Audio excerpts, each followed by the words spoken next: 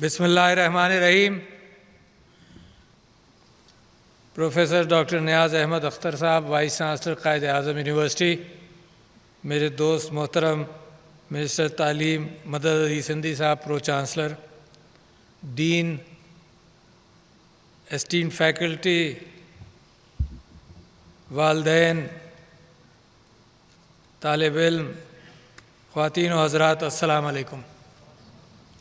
بڑی خوشی کی بات ہے میرے لیے کم اور آپ لوگوں کے لیے زیادہ جو گریجویٹ کر رہے ہیں سال، آپ کو مبارک ہو، اور اس مبارکباد کے ساتھ ساتھ آپ ایک دنیا میں اب ایک راستے پر نکل گئے جس کی تیاری آپ نے پچھلے 15-20 سال میں کی ہے۔ یہ غلط فہمی مت پالیے گا، بڑی اہم بات آپ سے کہہ رہا ہوں، یہ غلط فہمی نہیں پالیے گا کہ آپ عالم ہو گئے، کیونکہ علم تو اللہ کی کائنات کے اندر اتنا وسیع ہے۔ اور میں اگر آپ کے سامنے ایک کلیم کروں صحت کے اعتبار سے بھی، میڈیکل سائنسز کو انسانی جسم کا بھی ابھی 1% بھی پتہ نہیں ہے، اور علاج بھی 1% کی حد تک پہنچے نہیں ہیں۔ آئنسٹائن نے بہت خوب یہ کہا تھا کہ ایسا لگتا ہے کہ انسان جو ہے ایک بہت بڑی لائبریری میں گھس گیا ہے، جس کے اندر کتابیں ہی کتابیں ہیں اور دروازے ہیں دوسری لائبریریز کے راستے میں، مختلف زبانوں میں ہے جو اس کو وہ جانتا بھی نہیں ان زبانوں کو، اور ایک کنڈر گارڈن جیسی کتاب اس کے ہاتھ لگ گئی ہے اور وہ سمجھتا ہے کہ اس نے علم حاصل کر لیا۔ اگر یہ انکساری علم کے حوالے سے آپ کے ذہن میں رہے تو آپ متلاشی رہیں گے علم کے لیے، اور سب سے اہم چیز یہ ہے کہ زندگی بھر آپ متلاشی رہیں علم کے لیے، اور اس کے ساتھ ساتھ جتنا علم آپ کو مل جائے اس میں پھلدار درخت کی طرح سے جھک کر اس کو معاشرے کی اچھائی کے لیے بھی خرچ کریں۔ یہ ضروری ہے کہ کیونکہ ماں باپ نے آپ کے لیے راستہ تیار کیا، محنت کی، کمائی کی، آپ کو تعلیم دلوائی، آپ نے خود بھی محنت کی، یہ ضرور ہے کہ یہ کمائی کا ذریعہ بھی ہوگا، مگر پرائرٹیز میں اس کو بیلنس کر کے اگر آپ چلیں گے تو آپ کی زندگی ایک مکمل انداز سے ابھر کر اور نکھر کر آئے گی۔ صرف آپ کی نہیں، آپ کے ہونے والے اولاد کی بھی، ان کی بھی زندگی کے اندر ایک بیلنس آئے گا۔ یہ دنیا جو ہے یہ مال و دولت کے پیچھے ہمیشہ بھاگتی رہی ہے، کوئی نئی کیفیت نہیں ہے، مگر آج کل جس انداز سے بھاگ رہی ہے ہم سب کو لگتا ہے کہ یہ بڑی عجیب سی کیفیت ہے۔ اس میں انسانی ہمدردی پیچھے رہ گئی، اس میں لوگوں کے لیے دل آزاری پیچھے رہ گئی، سارے کام انسانیت کے پیچھے رہ گئے۔ علم کی ترقی اور علم پیسے کا ذریعہ بنے اور پیسے کو ایکسپلائٹ کرنے کے لیے اور جمع کرنے کے لیے بنے۔ میں نے اپنی 14 اگست کی گفتگو کے اندر یہ بات کہی تھی کہ مسلمانوں کا طریقہ کار یہ نہیں ہے۔ اس وجہ سے بچوں اور بڑوں جنہوں نے گریجویٹ کیا ہے ان کو میں یہ بتانا چاہتا ہوں کہ اسلام کا ایک مکمل نظام حیات کی روح کیا ہے۔ تو میں نے 14 اگست میں یہ کہا تھا کہ اگر الف لام میم والی دوسری سورت کو میں صرف اس کا پہلا رکوع سمجھ لوں تو میں سمجھتا ہوں کہ مجھے اندازہ ہو جائے گا کہ اسپرٹ میرے مذہب کی، میرے خدا نے میرے لیے اور میرے نبی نے کیا رہنمائی فرمائی ہے۔ بڑی سمپل سی 4-5 باتیں ہیں۔ ایک تو اس کے اندر یہ کہا گیا کہ اس قرآن کے اندر کوئی جھوٹ نہیں ہے، لا ریب فیہ۔ دوسری بات یہ دی کہی کہ یہ ہدایت ہے متقیوں کے لیے، اور متقی وہ ہوتا ہے جو خوف اللہ سے خوف کھاتا ہو اور اللہ سے راستہ کی تلاش میں ہو، ان کے لیے ہدایت ہے۔ جو راستے کی تلاش میں ہی نہیں ہے ان کے لیے نہیں ہے۔ ٹھیک ہے، دوسری بات ہو گئی۔ تیسری بات یہ کہ جو غیب پر علم لائے، دیکھو اللہ پر ایمان لانا، اللہ کو نہ کسی نے دیکھا، حضرت موسیٰ نے بھی اس کا نور دیکھا، اللہ کو کسی نے نہیں دیکھا، اور غیب میرے نبی صلی اللہ علیہ وسلم نے اللہ کی خوبیاں بیان کی اور قرآن اللہ کا پیغام لے کر آئے تو غیب پر علم لائے۔ تو اللہ خود فرماتا ہے کہ ان لوگوں کے لیے جو غیب پر ایمان لائے، جو آج ریشنلزم کے ذریعے اور منطق کے ذریعے سوچنا چاہیں کہ اللہ ہے نہیں ہے، ان کے لیے نہیں ہے، کیونکہ منطق کا راستہ اتنا ہی ہے جتنی عقل ہماری ہے، اور عقل کی محدودیت کا میں نے آپ سے ذکر کیا۔ اس کے بعد چوتھی بات یہ ہے کہ یقیمون الصلاۃ، یعنی جنہوں نے نماز قائم کی، اچھا، نماز قائم کرنے کا مطلب یہ نہیں ہے کہ میں اور آپ دن میں 5 مرتبہ فرض نماز پڑھ لیں اور رٹی رٹائی بات کر دیں۔ نماز کا مطلب یہ ہے کہ میں اللہ تعالیٰ سے دعا کرتا ہوں کہ مجھے راستہ دکھا دے، اہدنا الصراط المستقیم۔ میں اللہ سے دعا کرتا ہوں، اس کی تعریف ہی کرتا ہوں نماز میں۔ 2-3 جگہ صرف میں اس سے دعا کرتا ہوں کہ مجھے راستہ دکھا دے۔ ایک جگہ راستہ دکھا دے سجدوں کے بیچ میں رب اغفر لی، کہ میری مغفرت فرما دے، اور پھر آخر میں ربنا آتنا فی الدنیا۔ ورنہ اللہ کی تعریف کر رہا ہوتا ہوں، اور ایک انداز ہے اخلاقیات کا جو مجھے اور آپ کو اپنانا چاہیے۔ جب کسی سے بات کریں تو اس انداز سے بات کریں جس کے اندر محبت اور انسیت نظر آئے۔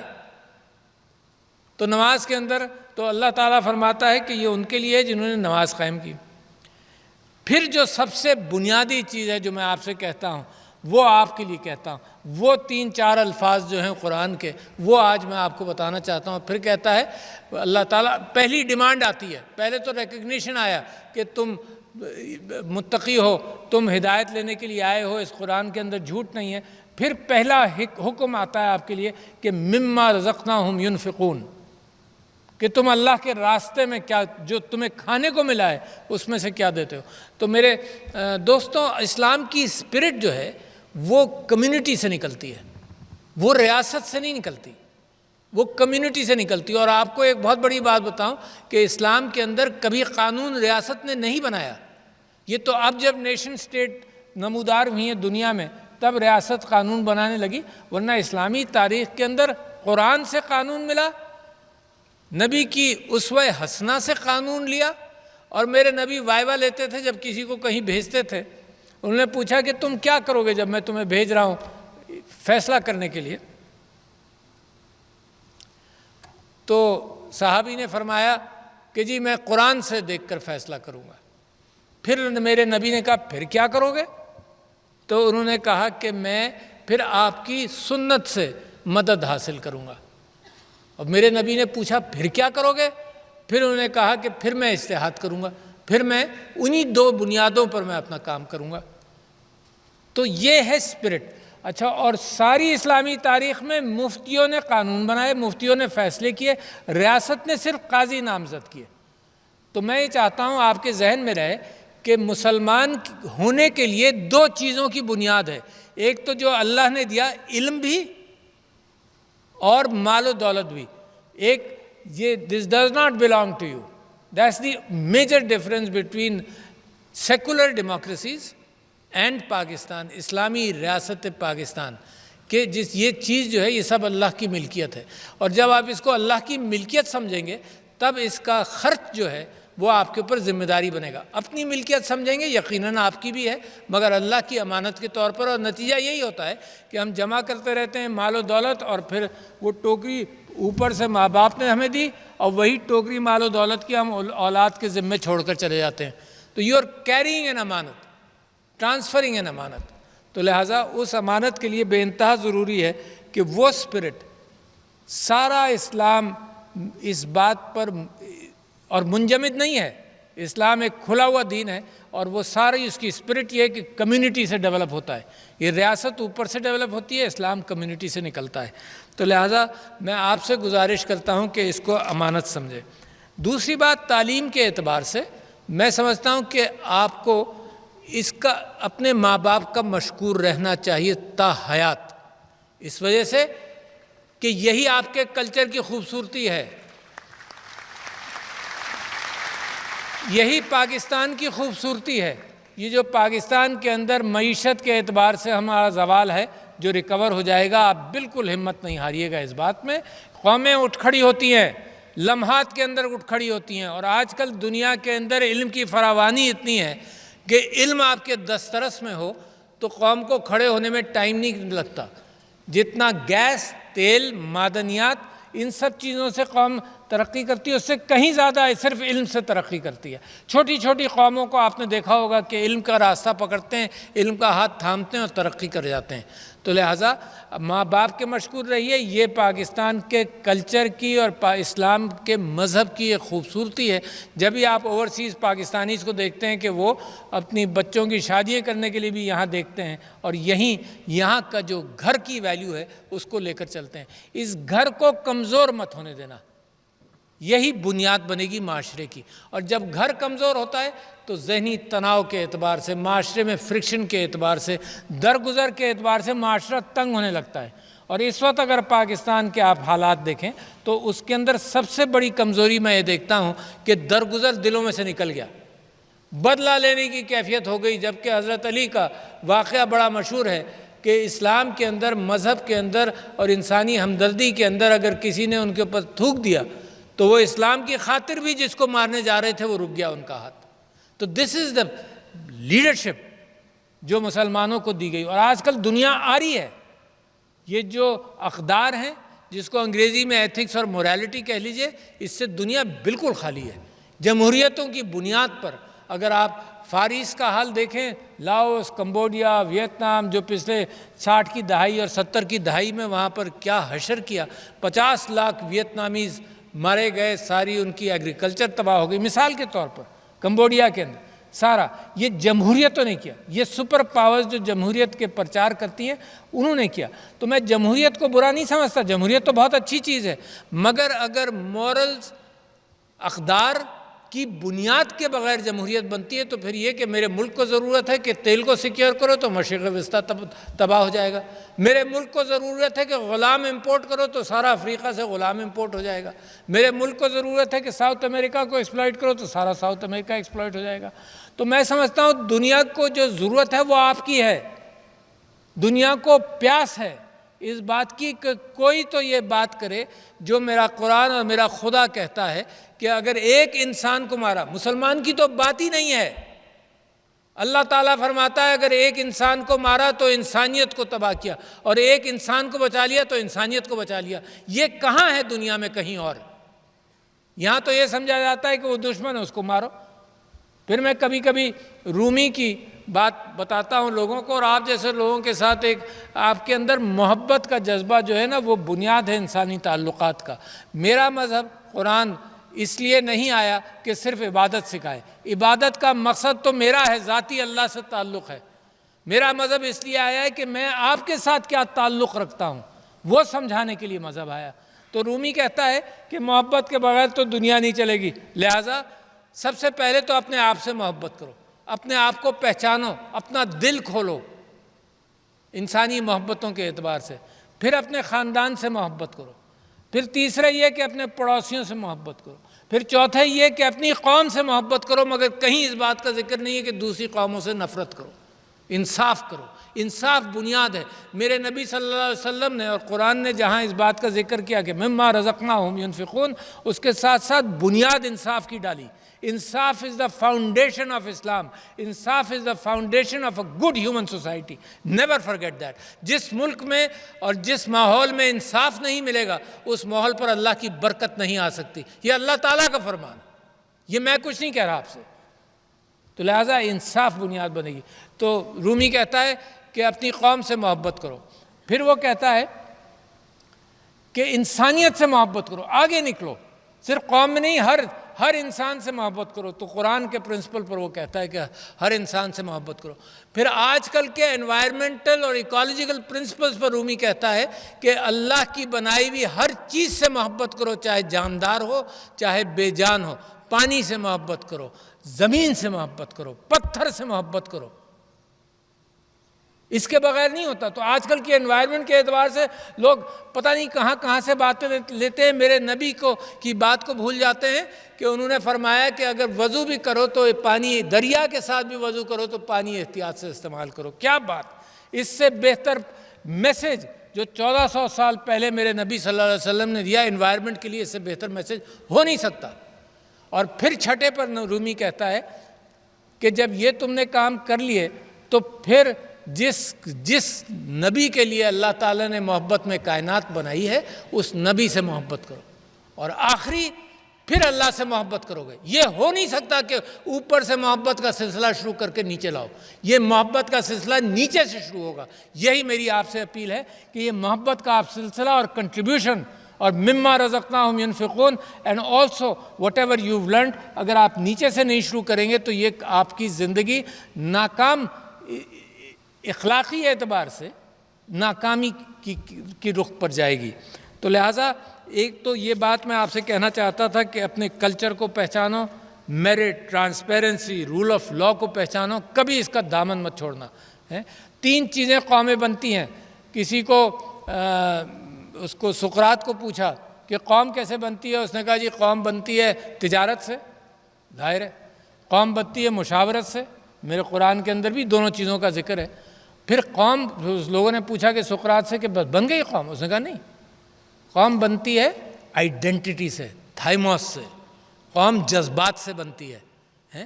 قوم صرف کمرشل چیز نہیں ہے، قوم اس چیز کا نام ہے جو مل کر بنتی ہے ان ساری چیزوں سے۔ تو لہٰذا میں سمجھتا ہوں کہ پاکستان کی قوم کے اندر سارے انگریڈینٹس موجود ہیں۔ ہم غلطیوں سے سیکھتے نہیں ہیں، دنیا نہیں سیکھتی۔ آج آپ فلسطین کا حال دیکھیں، کیا ہوا؟ میں آپ کو مثال دیتا ہوں کہ اناطولیہ کے اندر، اندلس کے اندر، یعنی ترکی کے اندر اور اسپین کے اندر جس انداز سے سارے نان مسلمز کو انکلوزیو حکومتیں بنائی، انکلوزیو معاشرہ بنایا، اس کا بالکل الٹ کرسچن یورپ کے اندر ہوا۔ یعنی پوپ فورتھ تھا، پوپ پال دا فورتھ، اس نے یہودیوں کے لیے کہا کہ ان کو گھیٹوز میں بند کرو، اس نے کہا کہ ان کو آئسولیٹ کرو، اس نے کہا کہ ان کی اکانومی کو محدود کرو 1555 میں، پرانی بات کر رہا ہوں، جب سے یہ معاملہ چلتا رہا یہود کے اعتبار سے۔ جو لوتھر تھا، جس میں لوتھرین چرچ اور پروٹیسٹنٹ چرچ بنایا، اس نے 22 یا 10 ٹریٹائز لکھی یہودیوں کے خلاف۔ تو کرسچن یورپ میں تو یہ پریشان ہوئے۔ اور یہ جو غزہ کے اندر دیکھو کتنی جلدی انسان بھول جاتا ہے، ظلم کرنے پر آتا ہے تو ظلم کے اندر وہ بھول جاتا ہے کہ اس کے ساتھ کیا ہوا تھا، اس سے زیادہ کرتا ہے، ہاتھ نہیں روکتا حضرت علی رضی اللہ عنہ کی طرح۔ ظلم کرنے پر آتا ہے تو کرتا ہے۔ جو گھیٹوز بنے برلن کے اندر مثال کے طور پر، جہاں یہودیوں کو آئسولیٹ کیا گیا، وہاں پر یہودیوں کو اگر وہ ان گھیٹوں سے نکلتے تھے جو 20 فٹ چوڑا تھا اور 2 کلومیٹر لمبا تھا، اس میں رات کو سارے یہودی جو برلن میں ہوتے تھے ان سب کو آنا پڑتا تھا۔ گلے میں ایک تختی لگاتے تھے کہ میں یہودی ہوں، میں کام سے نکلا ہوں اور میں رات کو اپنی گھیٹوں کے اندر واپس جاؤں گا۔ غزہ کیا ہے؟ غزہ 5 کلومیٹر چوڑا ہے اور 5 میل چوڑا اور تقریباً 25 میل لمبا، ایک لمبا سا گھیٹو بنا دیا ہے جس کے اندر لوگوں کا نکلنا جانا ہر اعتبار سے ایک ایپارتھائڈ جیسے ساؤتھ افریقہ کا نظام تھا وہ کیا ہوا ہے۔ تو بھول جاتی ہیں قومیں جو ان کے ساتھ ہوا، بہت ظلم ہوا یہودیوں کے اوپر، بھول گئے۔ اب جب وہ ظلم کرنے آئے تو وہ ویسا یا اس سے زیادہ ظلم کر رہے ہیں۔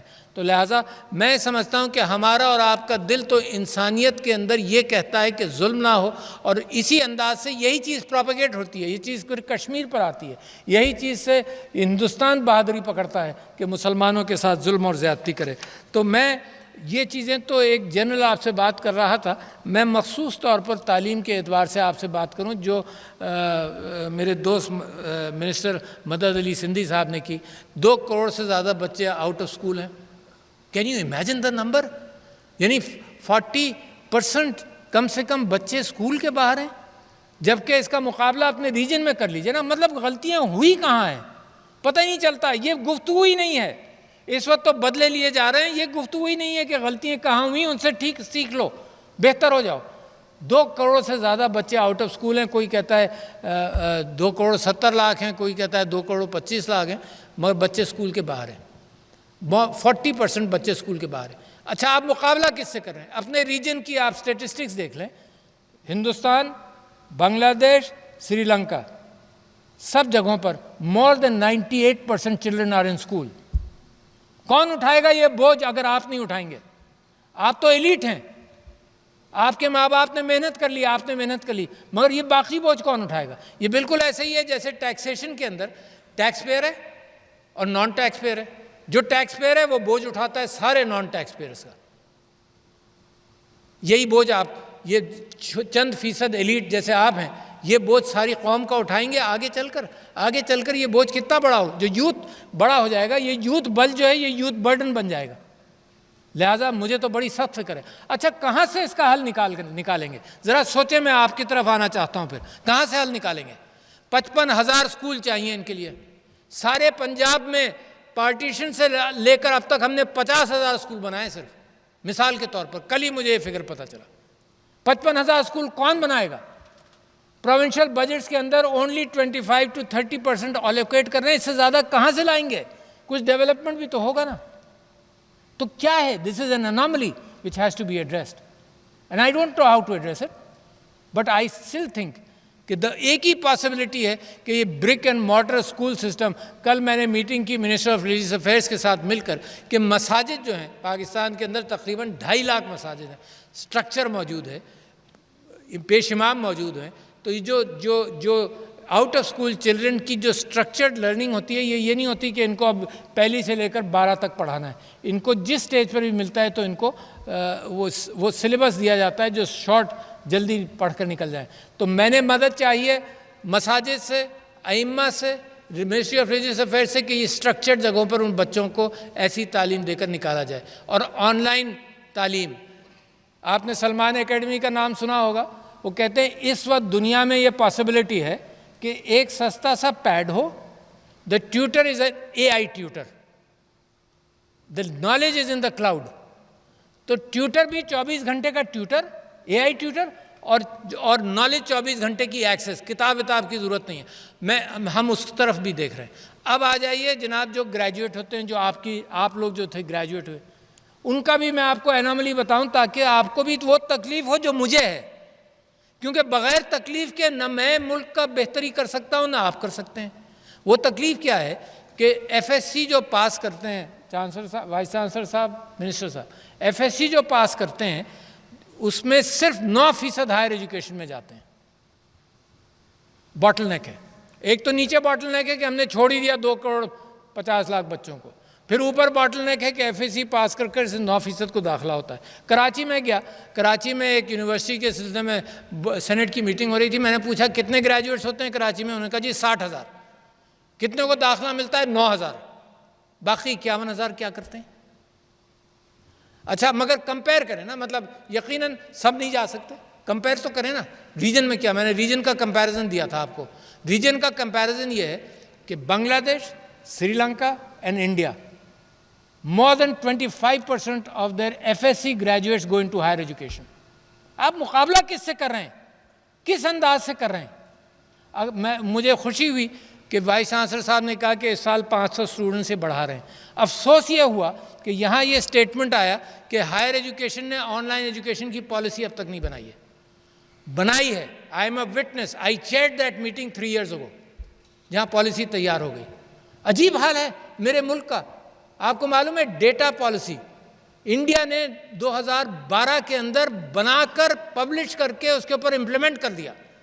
پاکستان نے 2022 میں اس کو اڈاپٹ کیا ہے پالیسی کو. 10 سال، دنیا 10 سال انتظار کرنے والی دنیا اب نہیں ہے.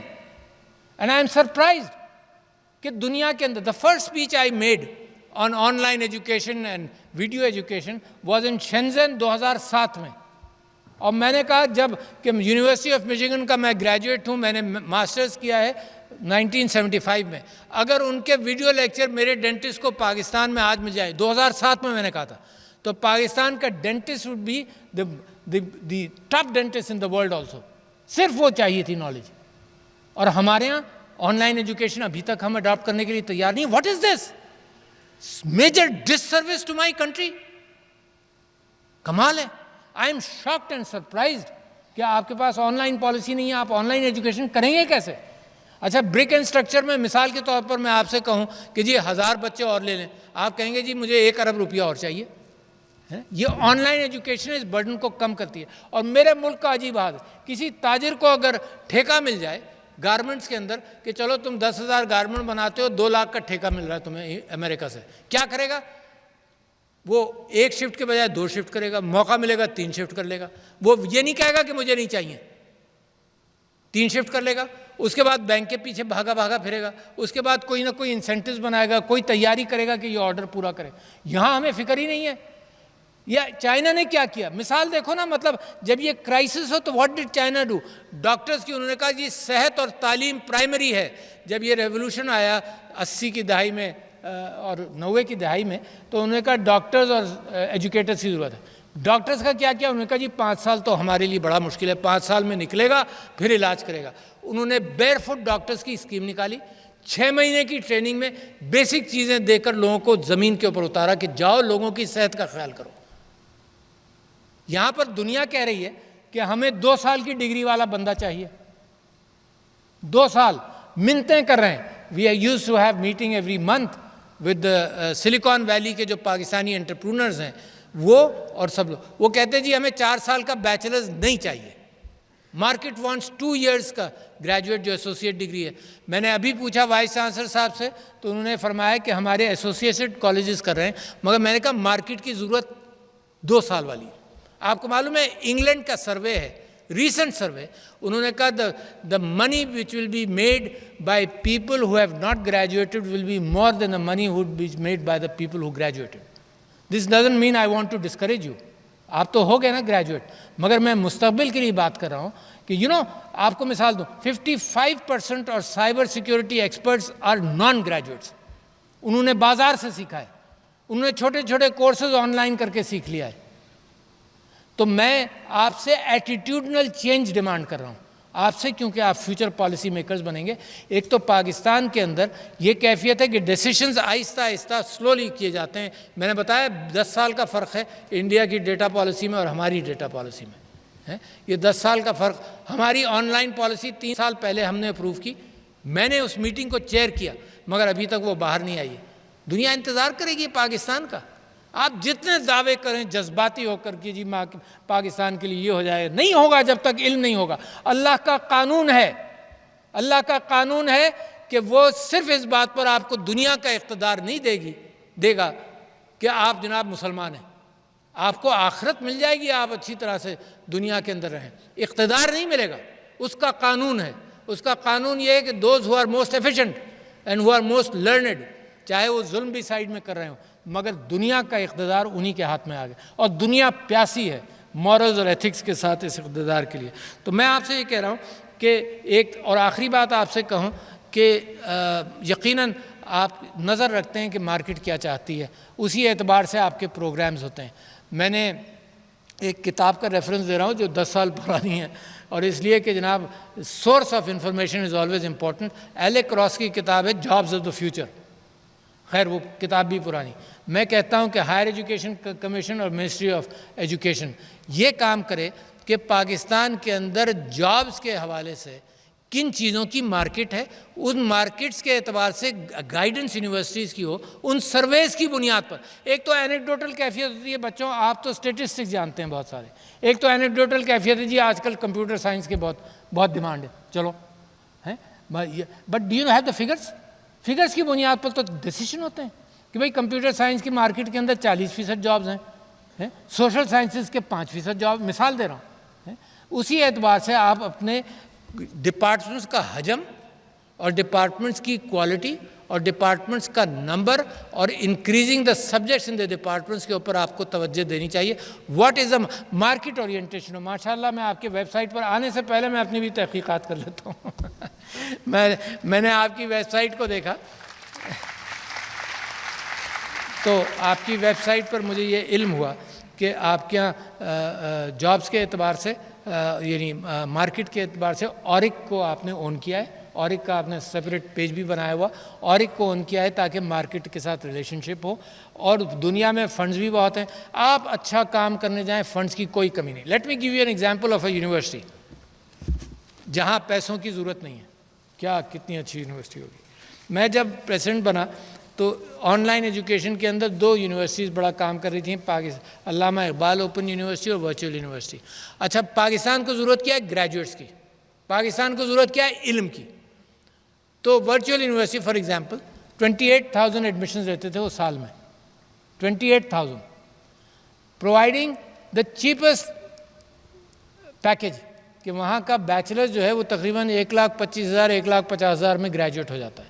May be quality of education میں 18-20 کا فرق ہو مگر گریجویٹ کا جاتا ہے. ان کو میں نے کہا کہ آن لائن بڑھاؤ, یہ جو ایف ایس سی والے مارے پھریں گے ان کو اسکل سیٹس مل جائیں گے. تو they increase that number in 3 years to about 68,000. not a پیسہ from the government, not a fee increase. کیونکہ دیکھو جو ورچوئل کام ہوتا ہے, آن لائن کام ہوتا ہے, with the press of a button ایک بچے کو سارا سسٹم مل گیا, 1000 بچوں کو مل جائے گا with the press of a button. تو اتنا بڑا ضرورت، یعنی میں 2007 سے کوشش کر رہا تھا اپنی کانسٹیٹوئنسی میں بچوں کو پیڈز دیے، پیڈ دے کر کیا، پتہ چلا کہ جو KG1 میں داخل ہوا ہجرت کالونی میں بغیر جو پیڈ والے تھے، جو ریگولر تعلیم میں آئے، جو پیڈ والے تھے، وہ 1 سال بعد they were twice as much better than the people on regular تعلیم. تو میں تو بڑا امپریس تھا، مگر کووڈ نہیں آتا تو پاکستان میں یہاں بھی نہیں پہنچتے ہم. جس کو بھوک ہے کھانے کی تو خوشبو سونگھ کر بھاگتا ہے، 1 میل دور سے خوشبو آ رہی ہو کھانے کی تو وہ بھاگ کر جائے گا.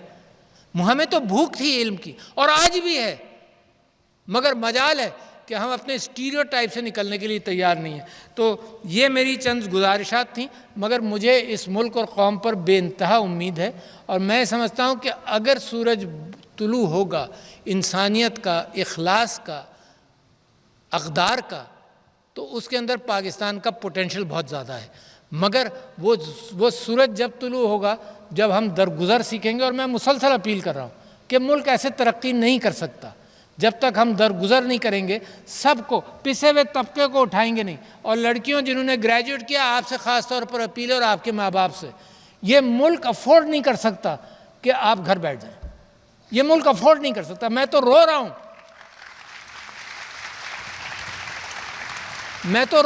کہ مجھے اور گریجویٹ چاہیے. اچھا، میں اس کو بھی بلٹل نہیں کر سکتا کہ لوگ روزی کے لیے باہر جائیں، کیونکہ روزی کا حق تو اللہ نے دیا ہے نا آپ کو. ملک سے کیا تعلق اس بات کا ہے؟ تو آپ روزی کے لیے باہر جاتے ہیں تو مجھے دکھ تو ہوتا ہے، مگر کرنا نہیں چاہتا ہوں کچھ. نرسوں کی ضرورت ہے، 9 لاکھ نرسوں کی ضرورت ہے، صرف 2 لاکھ موجود ہیں. ڈاکٹروں کی ضرورت ہے، بہت کم. اتنا انویسٹمنٹ آپ کے ماں باپ نے آپ کے اوپر کیا تعلیم کے لیے. اور اگر اس معاشرے کی ذمہ داریاں بھی 2 ہیں. ایک تو یہ کہ عورت کے حق کو ہراسمنٹ سے پروٹیکٹ کرنا. حضرت عمر سے کسی نے پوچھا کہ کیسا معاشرہ ہونا چاہیے اسلامی معاشرہ، تو انہوں نے کہا ایسا ہو جس کے اندر عورت زیور سے لدی ہوئی ہو، یمن سے عدن تک جائے، ساؤتھ ٹو نارتھ، اور اس کو یہ خدشہ نہ ہو کہ اس کو کوئی ہراس کرے گا یا اس کو کوئی لوٹ لے گا. یہ معاشرہ ہونا چاہیے. تو سرکار کی ذمہ داری یہاں تک ہے کہ ہراسمنٹ کو روکے، ٹھیک ہے. اور دوسرے انسٹیٹیوشنز کی ذمہ داری ہے کہ عورت اگر فیملی وے میں ہوگی تو اس کا امکان ہے کہ وہ سسٹم سے دور ہو 2-3 سال کے لیے، 4 سال کے لیے، پھر واپس آئے تو وہ ویلکم ہو، نہ کہ اس کو یہ احساس ہو کہ دنیا آگے نکل گئی، میں پیچھے رہ گئی. اور عورتیں ماشاءاللہ اتنی محنت کر رہی ہیں ایڈمیشنز کے اعتبار سے سب جگہوں پر، اور ہائر لیولز پر we don't find women. Quaid Azam بھی کہتے رہے Bibi Khadija was a business woman, and I want to encourage it کہ معاشرے کا بوجھ نہیں اٹھ سکتا جب تک. دیکھو، اسلام وہ معاشرہ، وہ قانون ہے اللہ کا دیا ہوا جس نے وراثت میں شامل کیا، جبکہ دنیا میں کوئی وراثت 1904 تک انگلینڈ میں وراثت نہیں تھی. یہ تھا کہ the woman is the property of her husband اور the property of her father. That was 1904 in England. تو میرے مذہب نے تو کب کہا، اور ہم کہاں ہیں؟ ہم اپنے مذہب سے کتنے دور ہیں؟ تو لہٰذا یہ جو دوری ہے جو میں نے الف لام میم آپ سے کوٹ کیا، آپ کو ایتھیکل، مورل، انصاف کی اسپرٹ وہاں سے ملتی ہے، اور کسی کے دبدبے میں اور روب میں نہیں آئے، کیونکہ انصاف بنیاد ہے. اللہ کے ہاں اگر آپ کو جواب دہی ہوگی تو اللہ اپنے حساب سے نمازیں معاف کر دے گا. کہہ دیا، اس نے کہہ دیا. مگر جو انسان کے حقوق آپ نے غصب کیے ہیں وہ اللہ معاف نہیں کرے گا، وہ انسان ہی معاف کرے گا. تو لہٰذا اس امید کے ساتھ اور اس اپیل کے ساتھ، both you the new graduates and the decision makers sitting here and down there, some of them, for them and for the country, کہ this country has tremendous potential. اگر سچا راستہ، اہدنا الصراط المستقیم اپنایا، نہیں اپنایا تو اللہ کے یہاں کوئی وعدہ آپ کے لیے نہیں ہے. اور میں سمجھتا ہوں اس سے اچھا موقع کوئی نہیں. جب آپ بالکل پٹس میں ہوں تو رائز کرنے کا اس سے اچھا موقع نہیں. دنیا کے اندر you will rise because of your intellect, of your انصاف، اور مما رزقناہم ینفقون. کوئی چوتھا پرنسپل ہی نہیں ہے دنیا کے اندر رائز کرنے کا. تو لہٰذا یہ امانت میں آپ کے پاس چھوڑا ہوں، اس امانت کو لے کر چلیں گے، آپ کے لیے راستے کھلے ہوں گے. شکریہ. السلام علیکم.